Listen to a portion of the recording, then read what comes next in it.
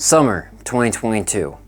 Probably around like July or August. This is a random day I'm remembering, and I remember just how disappointing it was. I didn't think so at the time, but I've definitely got mixed feelings looking back upon it now. I woke up around 10 or 11 a.m. Stayed in bed for another hour or so, probably just watching Minecraft videos on my phone. Maybe playing a little bit of Clash Royale back then. Then I went downstairs to grab 5 of these powdered donuts. I forgot what they're called, but they're pretty popular, I think, in the US at least. I used to eat 5 or 6 of them a day every morning before school. I'd then go with my donuts, make sure I had a glass of milk with me too, and I'd go sit on the couch for another couple hours.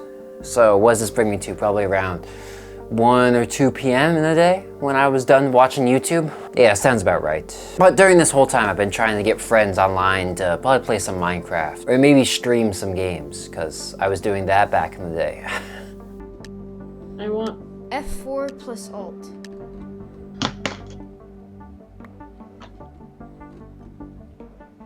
old skin. Wait, why did you? Oh my gosh. Did you actually do it? Yeah. But yeah, they said yes, then, I dropped my YouTube, yeet my phone on my bed, and go play some Minecraft with my friends all day long. I'd take breaks whenever my parents would come home, or it was time to eat dinner, or I just felt like I needed to leave my chair and go walk outside for 15 minutes to literally touch grass. Now, of course, I was young. I was still 15 at the time. And in my thought process, I never got past the big dreamy stage of what I wanted to do. I always just wanted to be a Minecraft YouTuber, and just kept it there. I kept it as a want, and not something that I actively worked towards. Another big one was being an astronaut, and game designer was something I was really hooked on during the time. The big thing I remember during that time is I wanted to be a channel like Danny. If you guys know, he's like the guy who hasn't posted in like 3 years or something, but kind of like him, where you make video games and then make YouTube videos about making video games.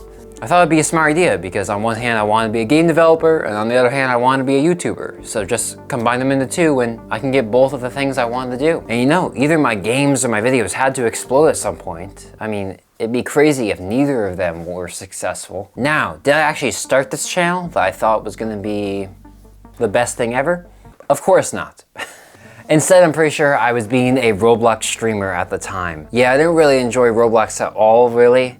I constantly made fun of it, called it a trash game network, and just for a bunch of young kids who don't know what good games are. But it got me around 20 viewers a stream on Twitch compared to Minecraft, which would get me like 3. And so I was sold. I was sold because I was making money being a Twitch streamer, yo. I had, I think, around a 45% ad meter during my streams, which basically meant that during the 60-minute time block, I was doing around 25 minutes of ads for my viewers. I laugh at it now, but I've made more money at Twitch than I have on YouTube. So maybe I should have continued. Yeah, wow, I'm getting a big nostalgia hit right now.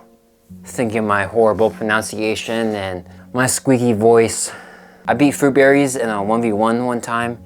I remember being ecstatic when I had that. I think I was gonna have such a good YouTube video. And I did. I think it got like 500 views in the first week. And usually I was getting like 10. But then I remember I was deleting a duplicate Minecraft video, a separate Minecraft video, and accidentally deleted that one. And I remember just beating myself up. Anyways, a lot of money to me back then was spending 5 hours streaming to make, $3. So it wasn't that good. I wasn't missing out on that much by switching to YouTube. But I continued for like 6 months thinking that I was going to make and be successful with a channel like what Danny has. RIP for that channel. But I never actually knew. It was just a dream, a thought, an aspiration. I actually remember doing a game dev seminar in my freshman year of high school for like a career week that we had. And coming away thinking that game development was gonna be my career. Like, yeah, this guy talked about how there's a lot of debugging and that most of your time is spent just fixing problems. But I was like, hey, I like fixing problems. I'm sure game deving will be fun and it won't be super monotonous and super frustrating, and will be a fun creative challenge. But one wintry Saturday, while the family was watching a boring Oz show, probably some scary movie or something, probably, I decided to install Unity and create my first game. This was back when games were good. Unlike today, where a game where you literally click a banana tops the charts. I actually made a copycat in Unity in about 15 minutes that did banana and eggplant combined. So take that. I'm sure if I released that game, I'd have the biggest game in the world. But instead I wanted to make a 2D platformer because those were always big in my childhood. You know, the Marios, the Donkey Kongs, all of those. And boy, did I learn some lessons. I watched a YouTube series by Brackies to try to learn. He was always talked about as being really good. He also started making videos, but he was really good at what he did. But he went for a different physics mechanic than I wanted to go for. So I was on my own. Not a good choice. It was actually going fine. I mean, I was stealing a little bit of movement there, a little bit of assets there, a little bit of code there. You know, it was all great and all. Did this for about 4 days, probably like 5 hours a day, until the death plane. Realized that after my first fail playtesting that I was going to need to make a death plane. Cause I was just falling forever. And that's not really the best gaming experience. So I got to the internet, go googly, and realized there was no code for me to actually steal. So instead I had to watch videos and make a death plane, and wow, it took way longer than I thought. It was a 10-minute video, but I was having a hard time staying along because I had bad focus. Then when I actually implemented it, it would only work for certain characters I had. Like it only worked when I used a wizard, but I had this idea of also being a gun that spun around, and that like totally broke the system. Like that was the big problem. The bugs and the debugging, like that was just really killing the experience for me. The process was cool when everything was working, but the most annoying thing possible when things weren't working. And the thing about game deving is that 90% of the time it's not going to be working. That's like the whole point of the job. I spent probably 20 hours on a death plane, and then there are 20 hours on a physics issue for like wall climbing and jumping. I think maybe a combination, like a wall jump. After realizing from professionals in this space and from this personal experience I had that this was what was normal in game development, I decided it was time for the young prodigy, you know, myself, to retire, only to come back to the field 2 years later to show these amateurs how easy it is to make their type of games, and that back in my day, you actually had to put in work into your video games. Now, it may just seem like I was wasting my time, hours and hours of my time. And I was, but it was an important waste of time for one big reason. I needed to figure out at some point. One of the biggest issues I see with people my age is that they just always push their dreams back and back and back until they get to college. That's when they decide, oh yeah, I gotta figure out what I'm gonna do for a living. When thousands of dollars of debt is at stake and years of your life. Like I know so many people that went to a degree that they thought was, you know, their dream for a year or two to figure out that it wasn't for them. And then they had to switch after taking out tens of thousands of dollars in debt. And then they basically had to go from, I don't know, square 5 to square 2.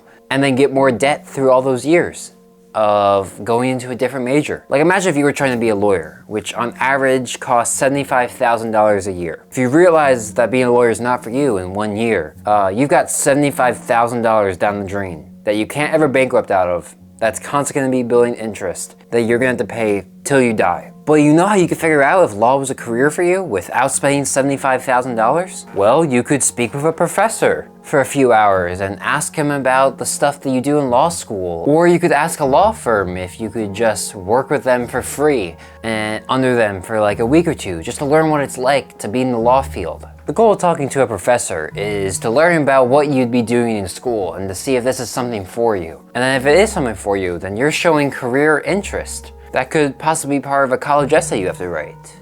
And if you work with a law firm, you're trying to see if the day-to-day career, which you'd actually be doing for decades, is made for you. If it isn't, no biggie. You just save yourself $75,000. And if it is, that's a really good resume item, an experience you can write about. My aunt was really big into internships. I think every summer during high school, she would go down to Washington, D.C. and intern with some law and political people. I'm not exactly sure what she was doing. Probably something with programming as well, because she ended up being a Java programmer. But that's not the kind of life that I wanted, and probably not what you want either, where you spend large parts of your summer interning with someone. And so that's why instead I recommend just spending a week or two in each of your 4 summers on a career that you think you'd be interested in. You spend 3 to 6 hours with them, 5 to 10 days for, you know, a total of 15 to 60 hours. And then you're done. You could still work during that time if you want, or you could take a week or 2 off. It might suck not being paid for that period, but for the chance of not losing tens of thousands of dollars and being able to get experience that you can use on a resume for a career that might be your dream. That's invaluable because you can be so far ahead of your peers who may want a similar job to you by just showing that you have some actual experience in this field already and you aren't just dependent on showing that you had 4 years of discipline to get a college degree. And so that's why I think it's really worth it and why it's something you definitely gotta think about. You might now believe that this is a good idea, but it just seems a little scary, right? How do you just get an internship with somebody and, maybe you think your town just doesn't have any opportunities for you? Well, let me explain what I've done and what I think will work for most people. First, go to any adults around you and just see if they have some sort of connection or lead you can go off of for the specific career you want to explore. Like I was struggling to find a mechanical engineer in my area that I want to intern with, so I went to one of my teachers who is known for having a bunch of connections around the area I live in. And so I asked her if she knew any mechanical engineers that she could connect me with. And she did.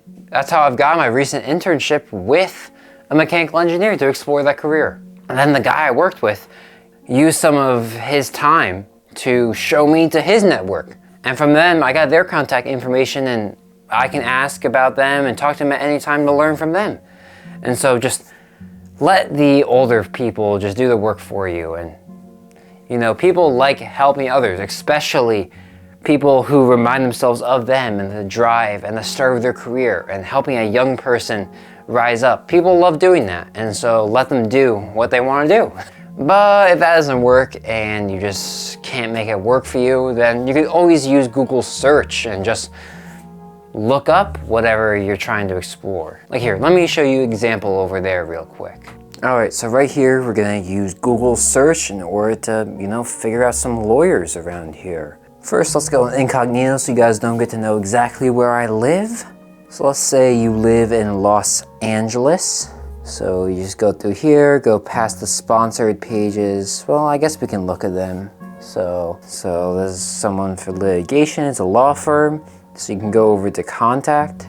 And what you can do here is you can go to this email. You click on this email right here. Then you find this, you say job shadowing request, because that just seems a little more unique than internship. And then what you do is you write an email to this person. And let me tell you exactly what email template you should be following. All right, so right here I have a little slice of email that I sent that went very well and who my teacher said was pretty good. I don't know if it's really that good, but it worked for me. So the first thing you want to do is make sure you talk to them by their preferred pronouns. So if you're talking to a doctor, a lawyer, a professor, you probably want to use like doctor or something like that. And then maybe if you have like a high school teacher, middle school, elementary school teacher, you call them by Mr. or Mrs. or Miss. And then introduce yourself to the person. Right here, I had already met them before at a separate event, so I was just reminding them of the last time we met. If you haven't met them before, then you just talk a little bit about yourself. Tell them why you're emailing, which is to learn more about a desired career path and to do that through a job shadowing or internship experience where you don't get paid and you're just there to follow them around and to do a little bit of their tasks and just to watch them and what they do. And then spend a paragraph talking about your interest in this field and why you think that they could be helpful in discovering whether or not this is the career for you going forward. Then there's the scary part. You want to give a few dates to them for a potential virtual meeting where you can discuss the details and specifics of what a job shadowing experience could entail. You give them all the dates beforehand because you want this to be as easy for them as possible. You just want them to have the ability to say, yeah, that sounds interesting, I'll meet you blank day, instead of them having to figure out all this stuff. But of course, these dates might not work for them, so just make sure to include that other dates work as necessary. When you're actually on the meeting, make sure that you ask them questions about their job and show interest. Make sure you're actively listening when they're giving you questions. And then make sure to know exactly what you want to do with the person, because they're not going to exactly know what you want to do, and you got to be able to clarify that for them. I've done this 2 separate times in my life. Once with Google search and once with connections. And first, let me tell you, using someone else's connections, so much easier and gives you better people compared to using a Google search method. And 2, the meetings that I've had have always been productive and worthwhile. I did one internship with a entrepreneur connecting company within my specific region that I lived in, because I couldn't find any business people to actually intern with. And so I kind of just like got an oversight of different business people while I did office work in a connecting office. So not a great experience. And that basically showed me that I didn't want to be like an HR person, which is basically what I was for a week. But my second internship was with a manufacturing business owner who like makes space parts for NASA and whatnot, and smelts their own metal. And you know, that stuff's really cool to look at, but I got to see him actually run a business and see that for myself. And you know, he would pay for lunch for me to talk to some people in his networks. Like he knew a few high-end GE people that I got to meet. And, you know, and I got like barbecue twice, so that was really cool. I seriously think this will be one of the best things you could do for your future. And you know, worst comes to worst, you gain an incredible amount of networking and connections knowledge, which is really annoying and a lot of people don't like doing, but it's incredibly important for career progression. At least that's what the adults tell me.